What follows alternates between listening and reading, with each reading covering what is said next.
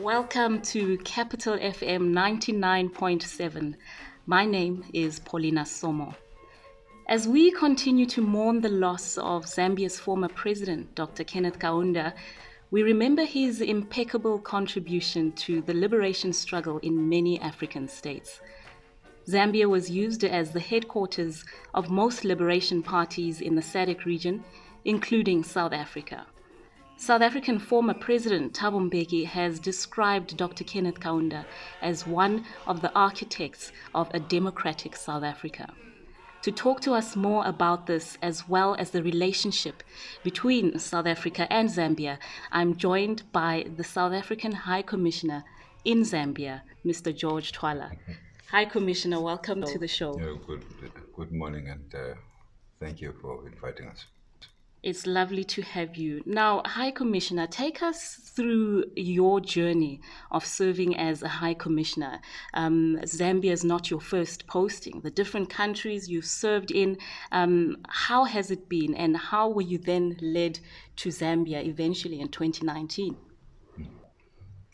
I would want to begin by saying that Zambia is my second posting as a head of mission. Okay. My first posting was in Rwanda, the Republic of Rwanda. Yes. In 2012 until about 2018. Could be quite a challenge to be thrown into the deep end. Yeah. Heading a mission, it's not, it's quite a simple thing, but it's not an easy thing. So when I finally was told to, at the end of my duty in Rwanda, and I was told I'm coming to Zambia, for me, there was mixed feelings. I was coming home. I grew up in Zambia in the roaring 80s, at the time when we were involved in the liberation struggle of South Africa. So Zambia had hosted me, looked well after me. So I've gone full circle. Yeah. I came in as a young, immature man,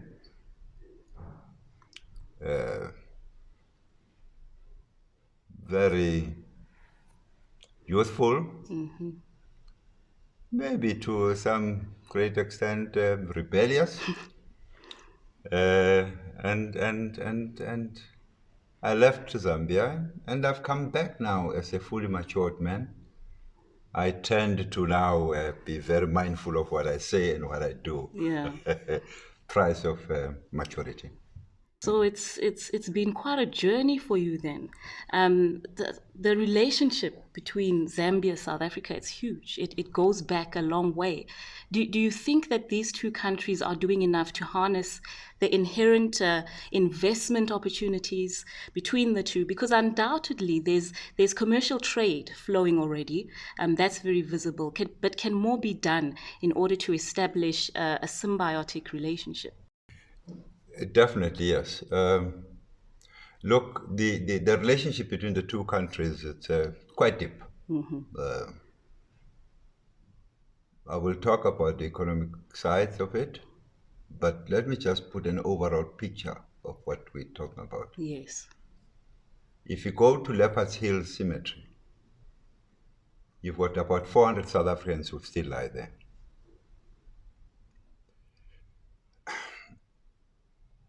And I'm saying to you that our relationships,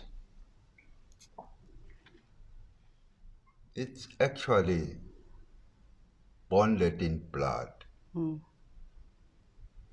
It is for that reason that I think we need to, perhaps one might even say, we're fortunate that we now have the issue of continental free trade. SADC needs to take that thing up very, very seriously.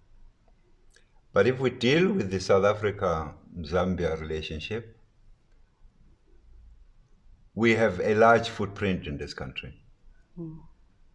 If you look at the retail sector, we're not quite there in the mining. In the mining, we're just secondary players in it.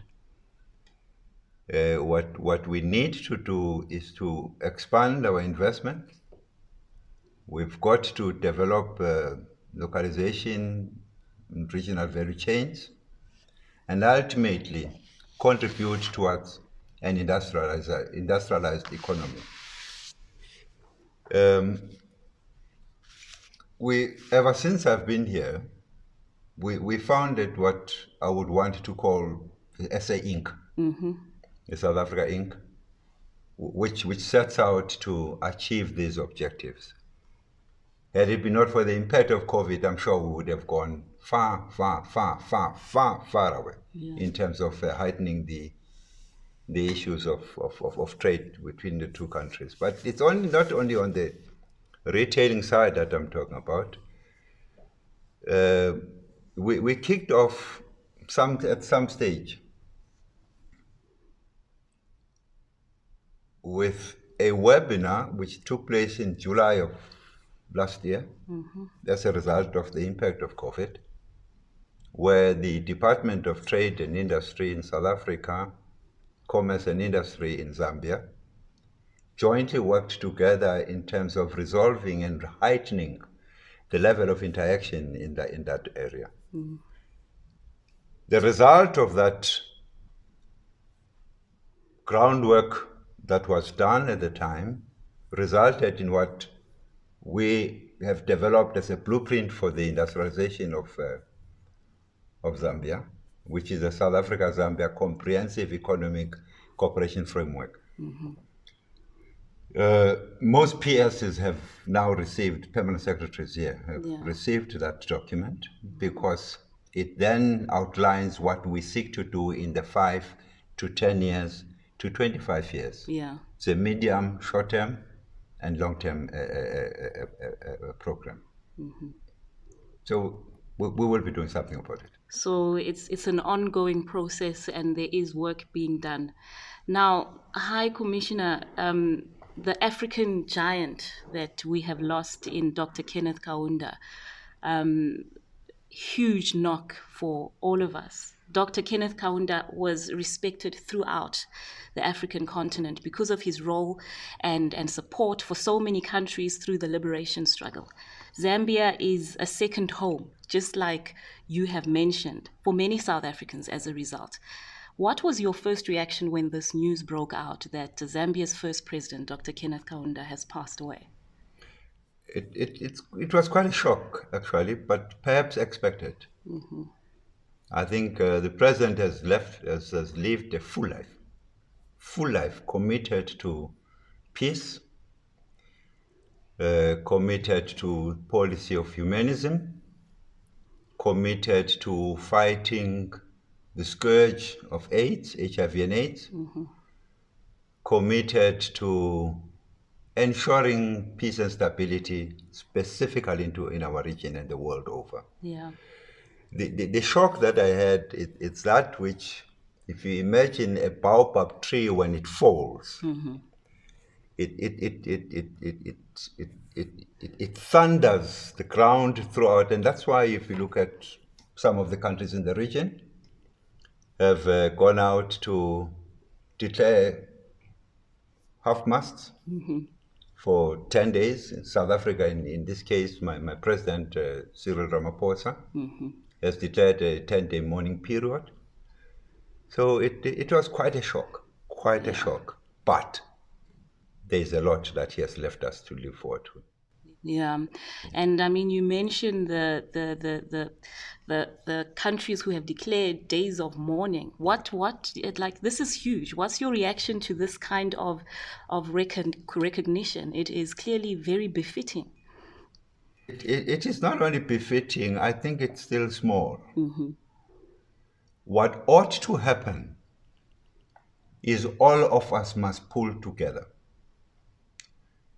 All of us, the vision of 2063, of fighting poverty, of fighting illiteracy, of fighting gender-based violence, all these negatives will have to come to an end. Yeah. We've got to pull our resources together to equally ensure that even some of the lives we're losing now because of COVID-19, yeah, the opportunities of the youth not being able to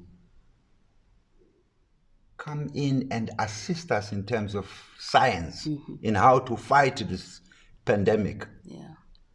It's quite a damning thing. So these are the issues that we've got to do. Yeah. We've got to pull together in the academia, in the sciences, etc.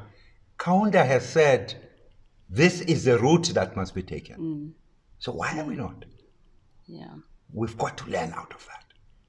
Now, Dr. Kaunda contributed to the liberation of not only the South African region, but Africa as a whole.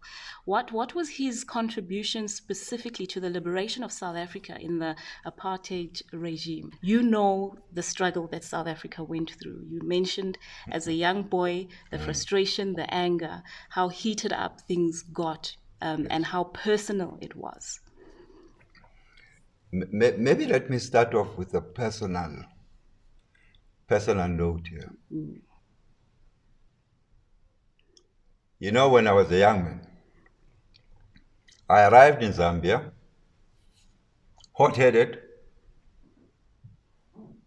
and because of what had happened earlier on, where President Kaunda had hosted Foster on the Blue Train on Victoria Falls. Typical of youth who have no vision, I called him a traitor. I was a young man. And I said, this one, the traitor. And remember, the headquarters of the African National Congress were here with other liberation movements. We're fighting the racists.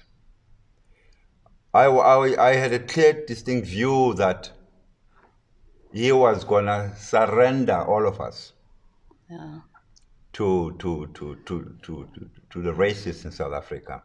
And finally, we would have been imprisoned, killed, whatever. So when I said that, as a young man at the time, it was very foolish, but that's the pleasure of being young. You have the luxury of being foolish. Fast forward to today and looking back and looking at the president, former President Kaunda, the role that he played after especially the Harare Declaration. President O.R. Tambo, who led the African National Congress at the time, had suffered a stroke because that was the blueprint for how negotiations, the conditions were tabling the conditions for which the apartheid regime should meet before the liberation movement can engage in dialogue. He suffered a stroke. Had it been not for KK, as she's normally referred to, Tambo would not have seen the dawn of democracy in South Africa. He dispatched his best medical teams to treat President Oliver Tambo. He spoke to Londro. He flew him to London because the medical facilities in Zambia may not have been able to cope with the president's nature of stroke. So you can never measure the gratefulness of South Africans for that singular act, selfless act, where KK goes out and saves the life of Oliver Tambo, who finally was able to return to South Africa after more than 27 years in exile and be able to see the dawn of democracy in South Africa. Yeah. So if you ask me how we feel about his participation in South Africa, his impact thereof, having said what I've said now, should give you the inkling of how we feel about it, the depth and the hurt that we feel. And importantly, I think I should also raise this issue. His closeness with Oliver Tambo, like Thabo Mbeki says, my former president, he says the constitution of South Africa is what it is because of KK. I'm just dealing with the role that KK did. So clearly, the interaction between himself and Oliver Tambo at that time, because that was his brother, must have rubbed in to ensure that a future South Africa that has the constitution that it has today must have its roots from the influence that KK may have put into the matter. So it is no small measure. It's not small at all. And this is all very important information, just with regards to what the role that Zambia has played in South Africa's struggle for freedom. The story of Oliver Tambo and his time here in exile is well known. The late Alfred Nzo as well, who was Secretary General of the ANC, was also here at some point. There were many others. Do you think that the current relations between Zambia and South Africa speaks to this history? And very importantly, is enough being done by both countries to highlight and educate citizens about this history? We have not done sufficiently enough. And that's the reason why I am here. I am a Zambian myself in my own right. Yes. Indeed, the DNA that exists between Tambo and former President Kaunda runs in me, runs in a whole range of other South Africans who are in South Africa who still regard Zambia as their home. I've spoken about the graves that we have in Zambia, but we need to realize and drive the strategic partnership that we speak about as South Africans to actually bear fruit for us. We need to ensure that amongst other issues, amongst other matters, the freedom trail that portrays the role of Zambia, the role of Zambia in our struggle, must be resuscitated. I'm sure you've seen in Avondale, the Oliver Tambo House, Heritage House. Yes. We've got graves down in Livingstone of some of our cadres who were killed by hippos when they were trying to cross over. So all these matters have not really come to the fore. A lot of young Zambians do not know about these matters. A lot of young South Africans do not know about these matters. We need to do something about it now, and we will. That is the reason why I'm here. Okay. To ensure that we raise that level of awareness. Yeah. And we've mentioned the declaration of national mourning in several countries, and you alluded to the fact that there's still more that needs to be done. It needs to be beyond that. So, and because we've lost a selfless leader, but his legacy will surely live on, and that's how we can then move forward with what he was about and see if we can carry through those lessons and that vision that he had. How should Africa build on his legacy and ensure that it's passed on to the next generations?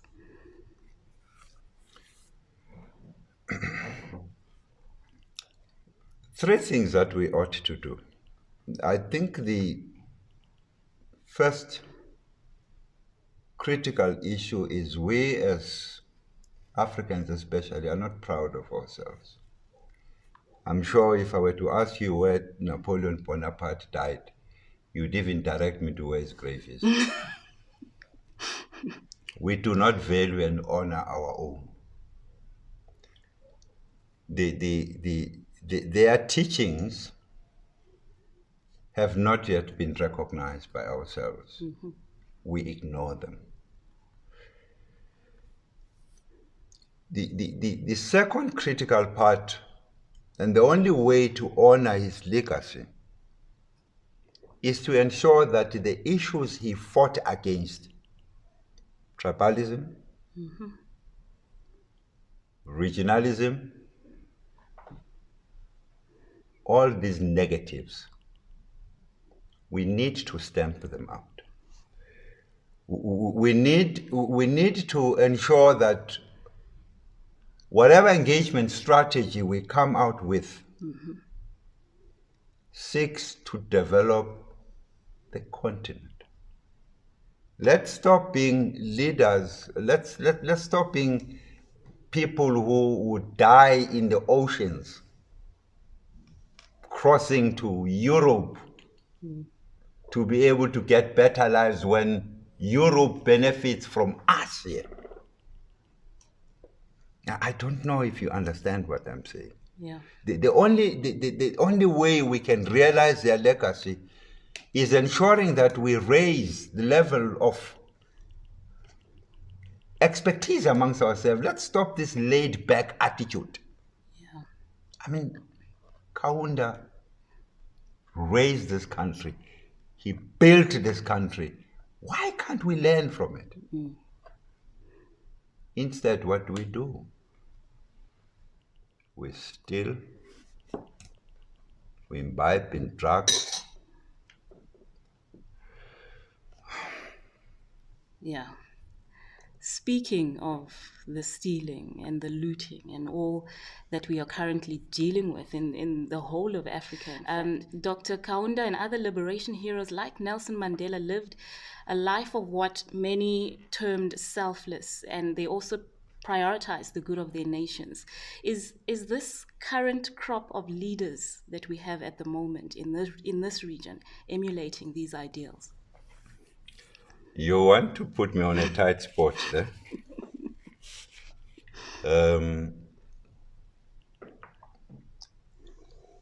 It could be better. They could lead much more better. Mm-hmm. If they avail and they recognize and capacitate the youth, it could be better if they went out of their way to ensure that our teachers and our nurses are respected. It could be better if they ensured that opportunities made available to us. Mm-hmm. And when I'm saying us and opportunities, I've referred to university students. Universities, number one, are not fully capacitated. Therefore, research is almost non-existent. Mm-hmm. We still, right now, we're looking to Americans to donate Pfizer and whatever, all these drugs, as if we do not have brains in Africa who can resolve these matters. Mm-hmm. And our leaders should be standing up and ensuring that we build this capacity amongst the youth. What are they doing? They can do better. Mm-hmm. I do not want to reflect on particular leaders, but I would want to say that the AU itself, I mean, most of our leaders started that whole COVAX engagement. Mm. We're trying to fight. I mean, India, South Africa, and a few other countries are saying let's remove the IP issue to allow our youth, to allow our countries to develop and develop and produce these vaccines. But if you sit down and look at it, how many countries have got the capacity to do that? Mm-hmm. There are one or two countries even neighboring here what prospects do they have of actually, we remove the IP, yes, and we say now go and produce. Who will produce? Do we have capacity? So, because our best brains go out to Europe, let's find a way to bring them back. To bring them into the continent. Bring them back into the continent, and let's develop. And our leaders need to ensure that they create the wherewithal for all those who are here at the moment, at institutions of higher learning, etc., to be able to do what ought to be done, and therefore be able to attract those that have left. The continent is in quite a state, frankly speaking. Yeah. I'm just looking at one matter, COVID. Yeah. Laboratories. It's a huge I don't know. Just talking of small things, just a simple lab. Yeah. I don't know. Maybe you've got better views on this matter, but I have not seen anything. And I think our leaders need to really stand up and stop the policy of always moving around, cap in hand, asking for donations. Yeah. Thank you. So, in reflection of Dr. Kenneth Kaunda's passing, and reflection of where Zambia is and where we can take the relationship between Zambia and South Africa, we've established that a lot still needs to be done. There are plans from your side. We hope to see leadership standing up as well, playing their part. We hope that citizens as well in both countries as well, we need to stand up as well. We also have a responsibility. I think each and every one of us has some form of responsibility as to what we do to harness this relationship. Let's talk about your work as the South African High Commissioner here in Zambia. You've come back as the High Commissioner. How has your experience been this far?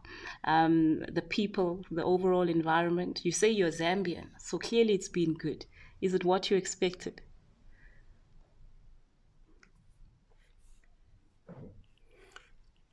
Well, Zambia has changed since the last time I was here. There's quite a lot of development one has seen around. I can no longer even recognize some of the places I've been to. Roma, stayed there for some time. I've known friends in Chunga, Charleston, you name it. I am back home.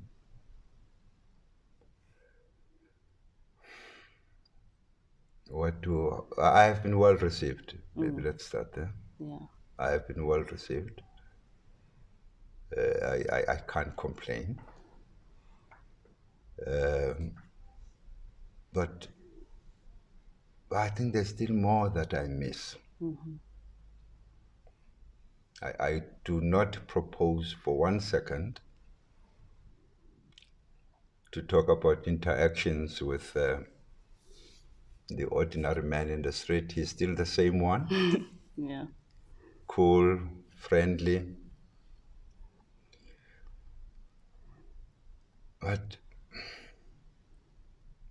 what do I wish to see? I wish that we could realize a highly competitive Zambia, which is at the hub of the navel of the continent of the region. I would want to see the railway lines being highly efficient, refurbished. I would want to see, it's enough that I see all the shopping complexes, but I want to see a lot of Zambians employed. I want to see Zambians exporting I want the reach of Zambia, my country.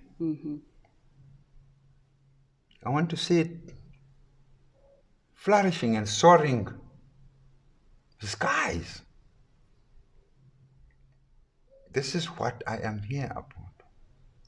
This is what I am hoping as we go through in about 2 months, there will be new government.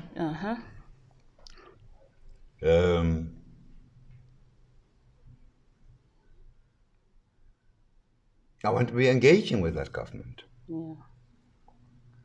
I want to say to that government, yeah, I am, here's an investment I'm bringing in, for argument's sake, fiber, MTN. Yeah. I want to bring it here and say, MTN, you are here, you've got some 20 odd millions. Can we pump it in? Let's make Zambia's data moving. I want to see those things happen. I want to see the smiles. The smiles are there, but I want to see them wider and brighter. Not so much as about anything, but it's all about stability. It's all about forward looking. It's all about seeing the South Africa-Zambia relations soaring into heights. You know, the person we're talking about was honored with the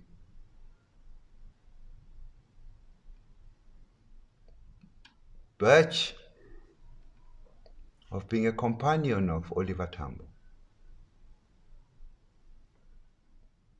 What does that mean?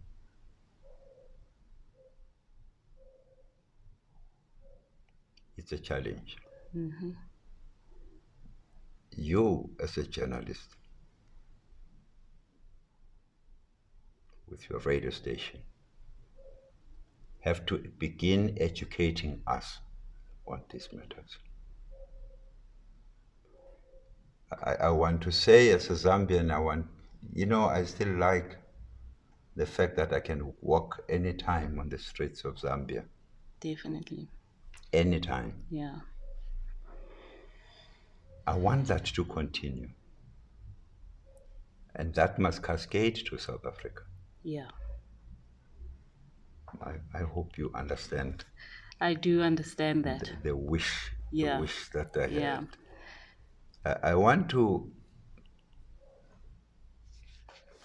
realize we have been speaking to His Excellency the President, Lungu,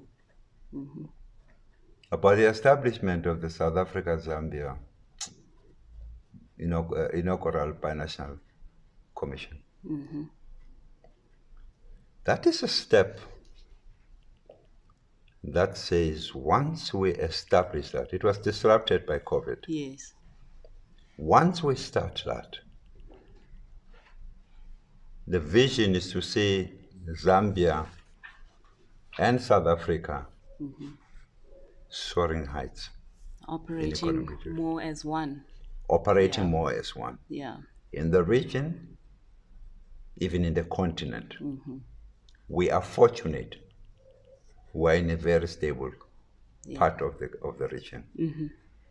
The influences of Tambo, the influences of Zambia, of Kenneth Kaunda, Dr. Kenneth Kaunda, must be seen to be realized. Must be translated to us. I'm here for that. Yeah. I don't know if I answered. No, definitely.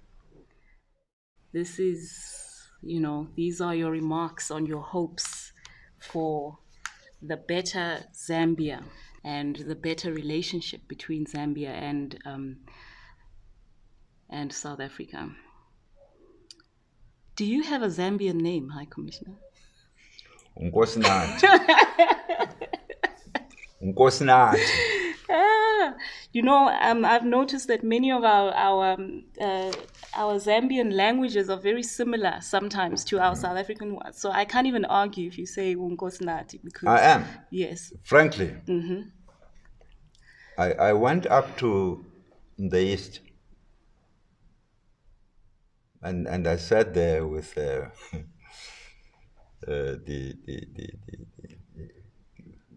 Babu Mpeseni. And as we were having a chat, I was looking at the dancing in Dlamu. It's not a dance, in Dlamu. So they do the dance, and at some moment they retreat. I asked him, why does he retreat? Because that is wrong. They need to attack. He said he will answer me. I'm still waiting for him. You're still waiting for that answer? Yes. I will go up not too distant future to go and ask him for my answer. He knows it. Well, thank you very much. It's been it's been truly inspiring speaking to you. Thank you for making time to chat to us. I know one of the slogan, One Zambia, One Nation, is very well known. Dr. Kenneth Kaunda, that was his slogan, and I think it's befitting with our conversation that today we say One Zambia, One South Africa. We need to. We need to. You know, way back, I know that slogan. It was One Zambia, One Nation.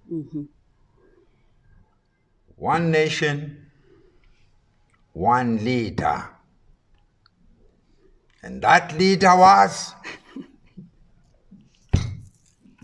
You had to complete that. Kenneth Kaunda. That was the slogan. So now what we have to do is to say,